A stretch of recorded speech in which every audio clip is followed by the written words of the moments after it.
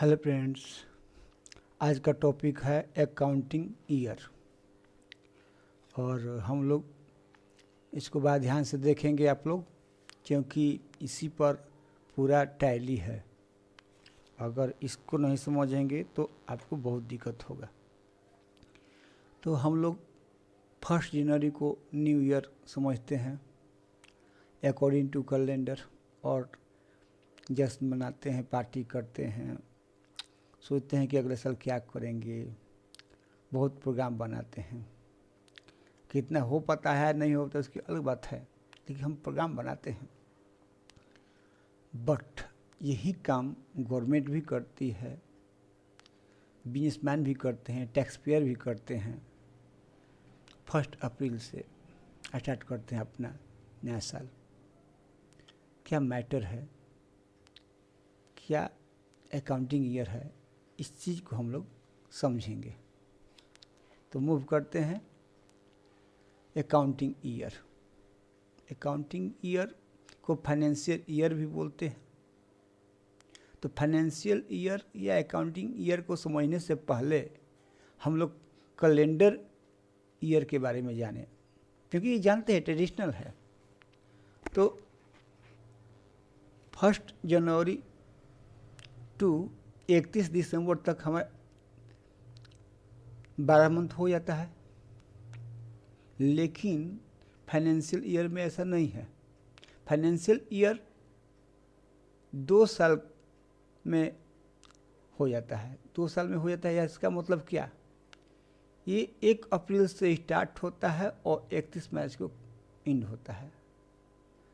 तो ये भी 12 मंथ है, लेकिन ये स्टार्ट होता है 1 अप्रैल से और 31 मार्च को एंड होता है। तो 1 अप्रैल 2020 में स्टार्ट हुआ, तो जनवरी फरवरी मार्च छोड़ दिया। 1 अप्रैल से स्टार्ट हुआ और 31 मार्च को अगले साल नेक्स्ट ईयर में 31 मार्च को एंड हुआ, मतलब 2021 में। तो एक बात समझ जाइए कि फाइनेंशियल ईयर जो है बिजनेस के लिए है, आपको गवर्नमेंट जो कैलकुलेशन करती है उसके लिए है। तो ये सब क्या है फाइनेंशियल ईयर समझेंगे, लेकिन आप तो ये समझ गए कि फाइनेंशियल ईयर 12 मंथ का होता है, कैलेंडर ईयर 12 मंथ का होता है। कैलेंडर ईयर जो होता है 1 जनवरी से स्टार्ट होता है, 31 सितंबर को क्लोज हो जाता है। वहीं फाइनेंशियल ईयर 1 अप्रैल को स्टार्ट होता है, 31 मार्च को एंड हो जाता है।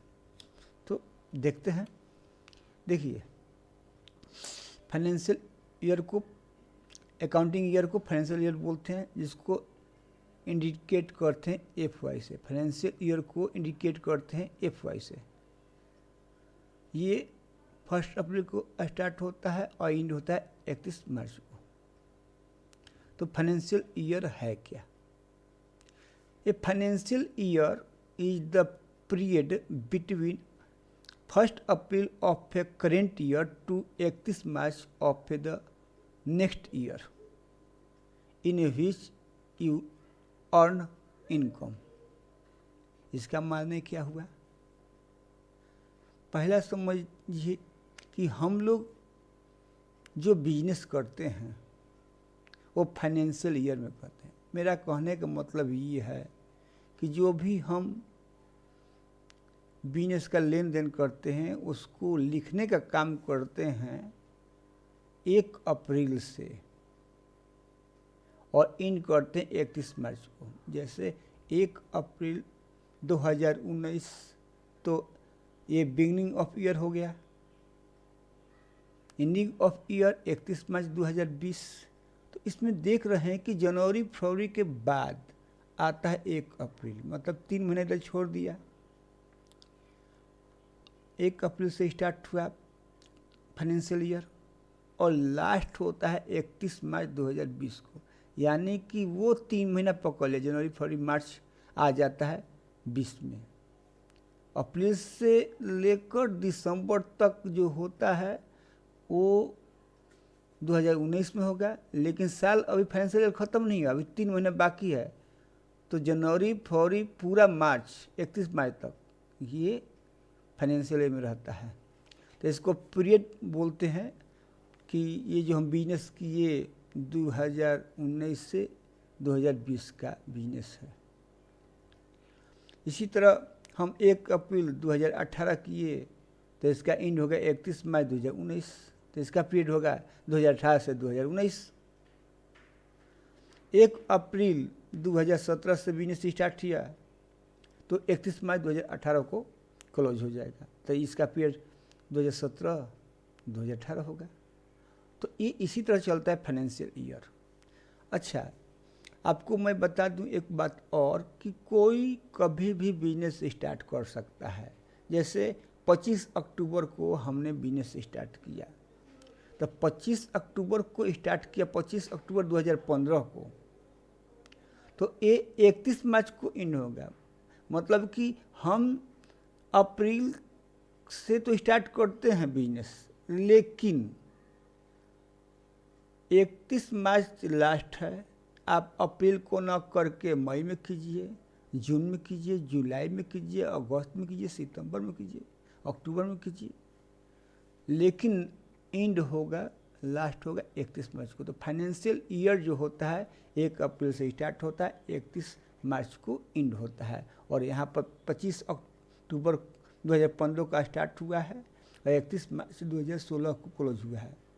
तो शुरुआत में हम लोग बिजनेस कभी भी स्टार्ट कर सकते हैं, लेकिन अब अगले साल से, अब मान लीजिए कि 25 अक्टूबर 2015 को हम बिजनेस स्टार्ट किए, 31 मार्च 2015 तक किए, 31 मार्च 2016 तक किए। इसके अगला जो हमारा पीरियड आएगा तो 1 अप्रैल 2016 होगा से 31 मार्च 2017। तो इसी तरह बढ़ते जाएगा। मूव करते हैं नेक्स्ट। देखिए, हम तो समझ गए कि फाइनेंशियल ईयर जो होता है उसका पीरियड 2 ईयर में होता है, 2020 से 2021। तो ये 1 अप्रैल से स्टार्ट होगा, 31 मार्च तक चलेगा। अगर 1 अप्रैल 2020 से स्टार्ट होगा, 31 मार्च 2021 को एंड होगा। तो इसमें जो हम लोग लेन देन करते हैं तो 12 मंथ करते हैं, अप्रैल, मई, जून, जुलाई, अगस्त, सितंबर, अक्टूबर, नवंबर, दिसंबर, जनवरी, फरवरी, मार्च, 12 मंथ हो गए ये। क्योंकि इधर से हम लोग जनवरी, फरवरी, मार्च 3 महीना छोड़े हैं, तो इधर जनवरी, फरवरी, मार्च पकड़ लिए। मतलब कि 20 के बाद 21 में हम लोग जनवरी 21 का, फरवरी 21 का, मार्च पकड़ लिए। अब देखिए, हम लोग जो भी लेन देन करते हैं बिजनेस का हिसाब किताब, वो सब फाइनेंशियल ईयर में करते हैं। पहला बात याद रखिएगा। दूसरा बात कि 1 अप्रैल से स्टार्ट कर रहे हैं तो अप्रैल में 30 दिन का महीना होता है, तो 30 दिन हम लेन देन करेंगे। और हम लोग क्या लेन देन करें उसको लिखेंगे। जैसे हम रेंट दिए तो उसका पैसा लिख दिए। तो ये जो 1 अप्रैल से स्टार्ट हो रहा है तो एंट्री 1 को होगा, 2 को होगा, 3 का होगा, 4 का होगा। तो 30 अप्रैल तक उस अप्रैल में लेन देन होगा। फिर अगला मई में, अप्रैल के बाद मई, तो फिर 1 आएगा, तो 1 से 31 दिन तक लेन देन होगा, ऐसा लिखते। तो इसी तरह बढ़ते जाएगा, बढ़ते जाएगा, बढ़ते जाएगा, बढ़ते जाएगा। एक ऐसा पीरियड आएगा कि दिसंबर आ जाएगा। तो अब दिसंबर आ जाएगा तो जनवरी तक भी करेंगे, फरवरी में भी करेंगे। अब फरवरी आपका 28 दिन एंट्री करेंगे। लेकिन अब ये दूसरे ईयर में आ गए हैं तो मार्च तक करेंगे। अब पूरा हो जाएगा तो पूरा साल का काम हम फाइनेंशियल ईयर में 1 अप्रैल से स्टार्ट करते हैं, 31 मार्च को एंड करते हैं। फाइनेंशियल ईयर फ्रॉम 2020 से 21 है, रिकॉर्डिंग होगा इसी के बीच में। तो ये बताने की कोशिश किए हैं। हम नेक्स्ट चलते हैं। Accounting cycle. ये अकाउंटिंग साइकिल क्या है? पहला समझ जाए कि हमारा जो बिजनेस होता है जर्नल से होता है, फिर लेजर बनाते हैं, फिर ट्रायल बैलेंस बनाते हैं, तो फाइनल अकाउंट तैयार करते हैं। तो इस तरह हमारा अकाउंटिंग पूरा हो जाता है साइकिल। तो ये जो अकाउंटिंग साइकिल है वो फाइनेंशियल ईयर के अंदर ही होता है। मतलब कि पहले रिकॉर्डिंग होगा, क्लासिफाइंग होगा, समराइजिंग होगा, एनालाइजिंग होगा, जो भी होगा ये अकाउंटिंग सर्किल के अंदर ही होगा। तो फाइनेंशियल ईयर अगर 1 अप्रैल 2020 से स्टार्ट हुआ है हमारा फाइनेंशियल ईयर, तो इसी ईयर में जर्नल, लेजर, ट्रायल बैलेंस बनेगा, फाइनल अकाउंट बनेगा और 31 मार्च को हमारा एंड हो जाएगा। फिर अगला साल करेंगे तो 1 अप्रैल 2021 स्टार्ट होगा, सब करते हुए फिर 31 मार्च 2022 हो जाएगा। तो इस तरह कंटिन्यू चलते रहेगा। यही अकाउंटिंग साइकिल है। Accounting cycle are related to each other in financial year and accounting cycle is a completed. This accounting cycle is a repeated every year. तो समझ गए कि अकाउंटिंग साइकिल जो है वो एक दूसरा से संबंध रखता है। ये फाइनेंशियल ईयर में ही पूरा होता है साइकिल, और फिर अगले साल फिर रिपीट हो जाएगा। तो इसी तरह हम लोग काम करें। 1 साल का बिजनेस लेन देन करना सीख गए तो आप हर साल का लेन देन करना सीख जाएंगे। तो फाइनेंशियल ईयर 1 अप्रैल से स्टार्ट होता है और आपका एंड होता है 31 मार्च को। अब साल कोई भी हो। अब है क्या, देखिए इंडिया में अकाउंटिंग ईयर को फाइनेंशियल ईयर बोलते हैं और 1 अप्रैल से स्टार्ट होता है, 31 मार्च तक जाता है। ठीक है, लेकिन ये सबसे पहले इंडिया में ब्रिटिश गवर्नमेंट ने 1867 में लागू किया था। क्या लागू किया था? तो फाइनेंशियल ईयर कि 1 अप्रैल से स्टार्ट होगा 31 मार्च तक। इससे पहले इंडिया में 1 मई से 30 अप्रैल तक का फाइनेंशियल ईयर होता था, लेकिन ब्रिटिश सरकार का राज था, उसने अपना नियम चला दिया, अभी तक चल रहा है। 1 जनवरी से 1 दिसंबर करने को सोच रही है इंडिया। ये बात 2017 में उठी थी, लेकिन स्टेट गवर्नमेंट के चलते चारों तरफ हल्ला होने लगा तो नहीं हो पाया। कारण क्या है कि हमारा इंडिया जो है, हम कोई काम में आदी हो जाते हैं तो उसी तरह करेंगे। तो हमारा फाइनेंशियल ईयर बना हुआ है 1 अप्रैल से 31 मार्च तक, तो वही चल रहा है। अब इसमें संशोधन नहीं हुआ, लेकिन ये बात उठा था कि जनवरी से दिसंबर तक होना चाहिए। ये 2017 में आपको दिखा रहे हैं कि अलग अलग कंट्री में कि फाइनेंशियल ईयर क्या होता है। इंडिया में तो मालूम होगा कि 1 अप्रैल को स्टार्ट होता है और 31 मार्च को एंड होता है। ऑस्ट्रेलिया में 1 जुलाई को स्टार्ट होता है, 30 जून को एंड होता है। चाइना में जनवरी को 1 जनवरी को स्टार्ट होता है, 1 दिसंबर को बंद मतलब एंड होता है। चाइना ये जनवरी दिसंबर तक रखा है। जापान में 1 अप्रैल को स्टार्ट होता है, 31 मार्च को एंड होता है, इंडिया जैसा है। पाकिस्तान में 1 जुलाई से स्टार्ट होता है, 30 जून को एंड होता है। तो ये ऑस्ट्रेलिया का फॉलो करता है। यूनाइटेड स्टेट 1 अक्टूबर को स्टार्ट करता है और 30 सितंबर को इंड करता है, और यूनाइटेड किंगडम 6 अप्रैल को स्टार्ट करता है, 5 मार्च को इंड करता है। तो फाइनेंशियल ईयर 2 साल लेता है, 3-3 महीना छोड़कर। अब जो जब से करे 2 ईयर में ये होता है। तो आपको ये समझ में आ गया होगा। तो हम आगे बढ़े तो बढ़ जाइए, बढ़ गए। अब RBI reserve bank of India की बात करते हैं।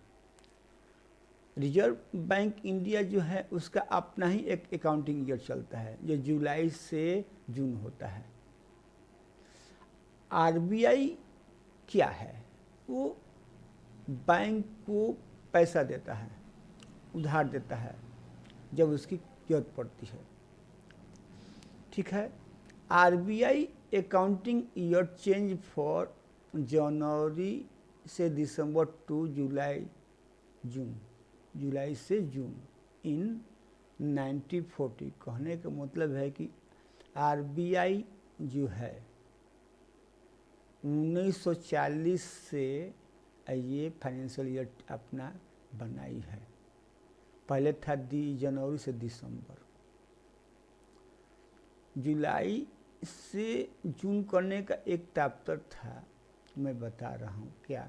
पहले इसको समझा जाए कि RBI जो है ना वो क्या करता है कि करेंसी बैंक को देता है, गवर्नमेंट के अकॉर्डिंग थ्रू।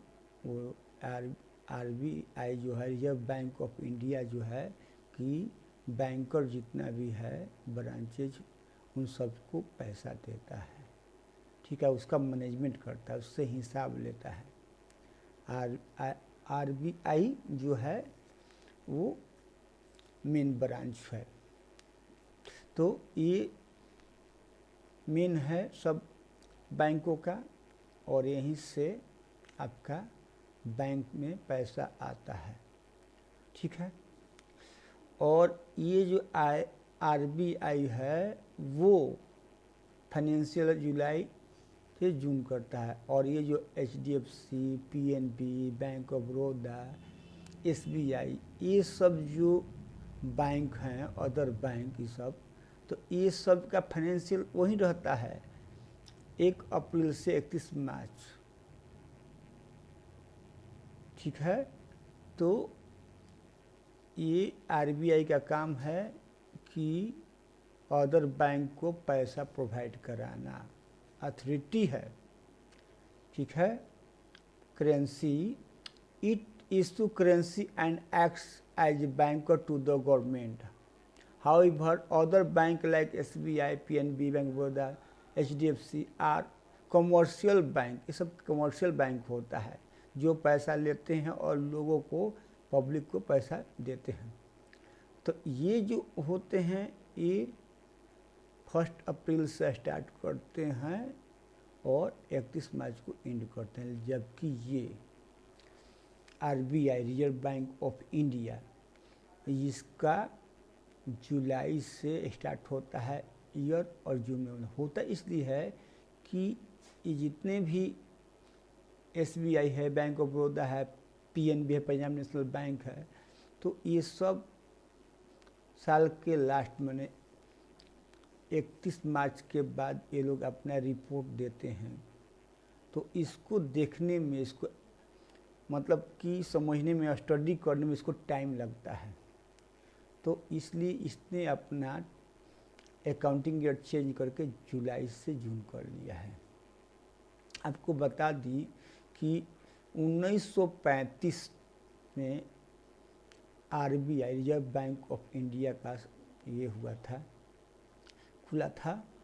और ये जो पहले फर्स्ट गवर्नर थे उनका नाम था सर ऑस्बर्न स्मिथ, जो इस बैंक में 1935 से लेकर 1937 तक कार्यरत थे। तो ये समझ में आ गया होगा। तो 2 बात याद रखना है आपको कि RBI जो है अकाउंटिंग ईयर जुलाई से जून होता है, और अदर बैंक जो होता है वही 1 अप्रैल से 31 मार्च तक होता है। तो नेक्स्ट चलते हैं। तो हम लोग इसके बाद देखते हैं इनकम टैक्स। इनकम टैक्स के बारे में भी आपको जानना चाहिए कि इसमें भी 2 और ईयर बढ़ गए हैं, प्रीवियस ईयर और असेसमेंट ईयर। तो ये बजट क्या है, इनकम टैक्स ईयर क्या है। हर साल बजट पास होता है और तय होता है कि जो बिजनेस कर रहे हैं, चाहे वो कंपनी हो या कोई ऑर्गेनाइजेशन हो, तो उसका टैक्स रेट क्या होगा, etc। तब उसका इनकम टैक्स कैलकुलेशन किया जाता है। तो इसके लिए 2 ईयर आया,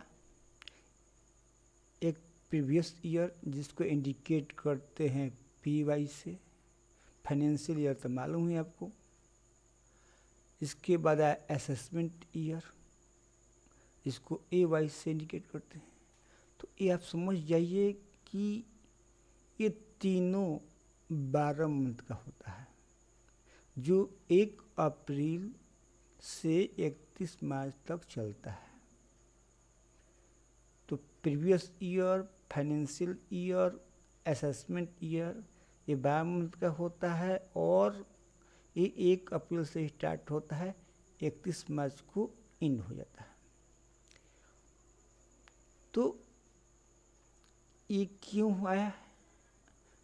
तो देखिए, as per the income tax act, कहने का मतलब है इनकम टैक्स डिपार्टमेंट कानून के अनुसार, income earn by the individual company in financial year, मतलब कोई भी व्यक्ति बिजनेस करता है, कंपनी चलाता है, तो फाइनेंशियल ईयर में इनकम करता है, तो उसका एसेट मतलब होता है, एसेट मतलब होता है वेरीफाई करना, चेक करना, कैलकुलेट करना in the next financial year.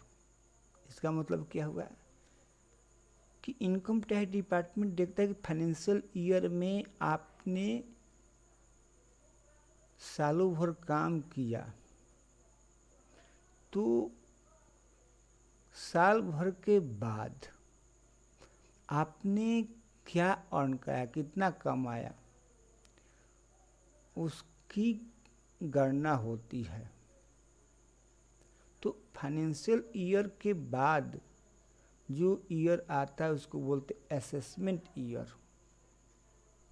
ये असेसमेंट ईयर आता है पीछे वाले साल, जो फाइनेंशियल ईयर में बिजनेस हुआ होता है, वो साल को प्रीवियस ईयर कहते हैं।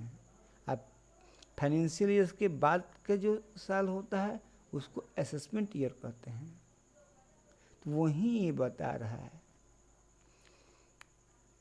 कि financial year to which the income belong is called the previous year and the financial year in which the income is assessed is the called assessment year. इसको समझने के लिए हम चलते हैं, नेक्स्ट मूव करते हैं। देखिए, ये तो समझ रहे हैं कि तीनों जो होता है 12 मंथ का होता है, 1 अप्रैल से स्टार्ट होता है, 31 मार्च को बंद होता है।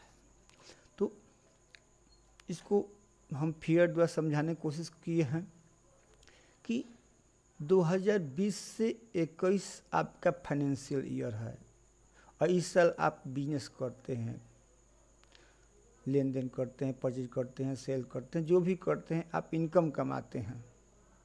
जब इस साल बीतता है, इसके बाद इमीडिएट जो साल आता है उस साल को असेसमेंट ईयर कहा जाता है। असेसमेंट ईयर का मतलब क्या होता है? आंकलन करना, मूल्यांकन करना, जो पिछले साल का जो भी फाइनेंशियल ईयर में लेन देन हुआ है तो कितना कमाई हुआ है वो अगले साल मतलब कि असाइनमेंट ईयर में कैलकुलेट किया जाता है, चेक किया जाता है कि जो किए हैं सही सही किए हैं कि नहीं, ये सही रिपोर्ट दिए हैं कि नहीं। तो ये असेसमेंट ईयर इसके प्रीवियस मतलब पिछले वाले ईयर को देखते हुए असेसमेंट ईयर तैयार किया गया है। तो फाइनेंशियल ईयर ही प्रीवियस ईयर होता है, लेकिन जब तक बिजनेस कंप्लीट नहीं होता है तब तक ये फाइनेंशियल ईयर में गिना जाता है। और जैसे ही ये कंप्लीट करके अगले साल नेक्स्ट ईयर में पहुंचता है तो असेसमेंट ईयर होता है। असेसमेंट ईयर क्या करता है कि प्रीवियस ईयर का इनकम का गणना करता है, कैलकुलेशन करता है। तो इस साल को प्रीवियस ईयर भी बोलते हैं। तो आप समझ गए होंगे कि प्रीवियस ईयर क्या है। प्रीवियस ईयर को PY से इंडिकेट करते हैं, फाइनेंशियल ईयर के FY से इंडिकेट करते हैं, असेसमेंट ईयर को EY से इंडिकेट करते हैं। इनकम टैक्स लास्ट डेट 31 जुलाई तक होता है। अगर आप 31 जुलाई तक नहीं देते हैं तो आप पर पेनल्टी लगता है। मतलब कि क्या, जो टैक्स देना है वो तो देना ही है, आपको अलग से और टैक्स लगेगा। अब गवर्नमेंट ने क्या तय किया है, तो ये तय होता है प्रीवियस ईयर को में जो नियम कानून टैक्स रेट लगा है उसके आधार पर। तो हम अभी इसमें जाने इनकम के बारे में और कैलकुलेशन के बारे में, और ये समझें कि प्रीवियस ईयर क्या है, फाइनेंशियल ईयर क्या है, असेसमेंट ईयर क्या है। तो हम मूव करते हैं नेक्स्ट और अच्छा से समझते हैं इसको। देखिए, financial year and assessment year दो चीज़ को इसमें डिस्कस करेंगे। ऐसे तो तीनों चीज़ मिला हुआ है, क्योंकि फाइनेंशियल ईयर और प्रीवियस ईयर एक ही है। जब तक से बिजनेस चलता है फाइनेंशियल ईयर होता है, जब बिजनेस खत्म हो जाता है अगला स्टेप आता है तब वही ईयर प्रीवियस ईयर हो जाता है। अब देखा जाए पीरियड 1 अप्रैल 2016 से 31 मई 2017, तो इसका फाइनेंशियल ईयर हो जाए 16 से 17 होगा। तो असेसमेंट ईयर क्या होगा, 17 से 18 होगा। इसी प्रकार 1 अप्रैल 2017 से 31 मार्च 2018, तो फाइनेंशियल ईयर क्या होगा, तो भाई 17 से 18 होगा। तो 17 से 18 फाइनेंशियल ईयर है, तो आपका 18 से 19 हो गया असेसमेंट ईयर। अब असेसमेंट कैसे करेगा, तो प्रीवियस ईयर देख के करेगा। तो ये समझ गए होंगे। तो इसका डिफिनेशन दिया हुआ है यहाँ पर, आप लोग नोट कर लीजिएगा। और फाइनेंशियल ईयर के बारे में लिखा गया है क्या कि financial year is the period between 1 April 1 April to 31 April the year in which you earn an income. मतलब कि फाइनेंशियल ईयर ऐसा साल होता है 1 अप्रैल से 31 मई तक कि जिसमें पैसा कमाया जाता है, बिजनेस किया जाता है। Assessment year is the year that comes after the financial year के बाद जो आता है असेसमेंट ईयर कहते हैं। This is the time in which the income earned during the financial year is asset and tax. मतलब उसको जांचा जाता है, उसको टैक्स लगाया जाता है। Both financial year and assessment year start on 1 April to end on 31 March. तो दोनों ईयर फाइनेंशियल ईयर हो या आपका असेसमेंट ईयर हो, दोनों सेम 1 अप्रैल से 31 मार्च तक चलता है। अब रही प्रीवियस ईयर के बारे में, the year in which income is earn is known as previous year. सही बात है कि जो साल इनकम कर लेते हैं अब वो साल हो जाता है प्रीवियस ईयर। आप समझ गए होंगे। हम और आगे कुछ बताते हैं आपको। अब देखिए यहाँ पर मेन, इसको ध्यान से समझिएगा। बजट। बजट क्या होता है? तो ये बजट के आधार पे हम आपको बताते हैं प्रीवियस ईयर के बारे में, फाइनेंशियल ईयर के बारे में और असेसमेंट ईयर के बारे में। देखिए, हमारा जो गवर्नमेंट है, भारत सरकार है, उस में क्या होता है कि हर साल गवर्नमेंट जो होती है, जो गवर्नमेंट जीत के आती है, वो बजट पास करती है पार्लियामेंट में एक तरह से प्रोपोजर है। देखिए, जैसे फाइनेंस मिनिस्टर जो होते हैं, मान लीजिए कि पहले कांग्रेस था तो उस समय मनमोहन सिंह फाइनेंस मिनिस्टर थे। जब भाजपा की सरकार आई तो अरुण जेटली हो गए। उनका डेथ होने के बाद अभी जो प्रेजेंट में निर्मला सीतारमण हो गई हैं। तो ये क्या करेंगी फाइनेंस मिनिस्टर कि पार्लियामेंट में ये बजट मतलब होता है फ्यूचर प्लान, अपना बिल पास करेगी। ये पास किया जाता है लास्ट डे ऑफ फरवरी, मतलब फरवरी के लास्ट डे होता है, 28 का होगा या 29 का होगा। तो उस डे को 28 या 29 को ये पार्लियामेंट में ये बताया जाता है कि सरकार से, उसमें दो सदन होते हैं, मतलब दो सभा होता है, वो लोकसभा होता है, एक राज्यसभा होता है, दोनों की सहमति से पास होता है। तो आपको मैं बता दूं कि उसमें होता क्या है कि ये बताया जाता है कि इनकम टैक्स का क्या रेट होगा, सभी टैक्स का क्या रेट होगा, रेलवे का बजट क्या होगा। अब रेलवे बजट आता है तो ये सब रेट फिक्स किया जाता है। वही रेट जो सालों भर उसी के आधार पर जो बजट पार्लियामेंट में पास होता है उसी पर बिजनेस होता है। देखिए, मान लीजिए कि 2019 से 20 प्रीवियस ईयर है, इसके तो प्रीवियस ईयर क्यों नाम पर बता रहे हैं आपको कि इस साल बजट पास किया गया कि भाई इसका इतना रेट होगा, इसका इतना रेट होगा, इसका इतना रेट हो गया। अब उसी रेट के आधार पे, उसी बजट के आधार पे फाइनेंशियल ईयर में बिजनेस लोग करेंगे, चाहे वो कंपनी के आदमी हो या कोई बिजनेस करता हो। तो वो जो टैक्स गवर्नमेंट ने बांध दी प्रीवियस ईयर में, मतलब कि साल स्टार्ट होने से पहले ये आपको, क्योंकि 1 अप्रैल से तो आपका कोई भी ईयर स्टार्ट होता है, तो 28 से 29 को ये पास हो गया तो ये प्रीवियस ईयर हो गया। जिस साल बिजनेस होगा फाइनेंशियल ईयर हो गया। अब जो फाइनेंशियल ईयर में बिजनेस करेगा तो जो भी लेन देन करेगा तो वो ये जो बजट पास हुआ है तो उसको देखते हुए करेगा, follow corresponding to the previous year I like tax rate, मैंने जो tax rate budget previous year में जो किया गया है उसी के आधार पे आपका काम होगा। इसके बाद जब साल भर बिजनेस हो जाता है तब अगला साल आता है तो उसको बोलते हैं असेसमेंट ईयर। असेसमेंट ईयर में बता चुके हैं कि इसमें कैलकुलेशन होता है कि फाइनेंशियल ईयर में कितना आपने कमाई हुआ है, कैसे हुआ है, कौन सा सामान बेचे हैं, कितना रेट से लिए हैं, वो सब देखा जाता है।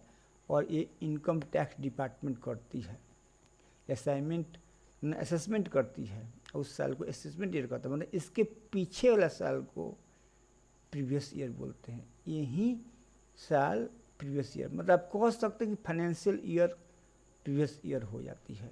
और असेसमेंट ईयर में हम पैसा जमा करते हैं, कैलकुलेट होता है।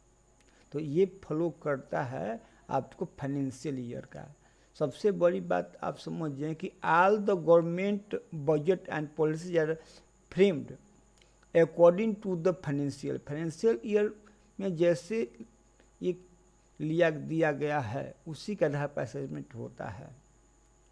जब फाइनेंशियल ईयर समाप्त हो जाता है तो असेसमेंट ईयर आता है। असेसमेंट ईयर में पैसा कैलकुलेट हो जाता है कि भाई आपको इतना पैसा देना है।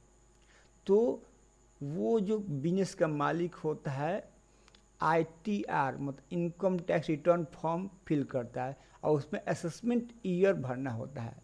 तो लोग क्या करते हैं कि ये वाला डेट भर देते हैं। मान लीजिए कि बिजनेस हुआ है 20 से 21 में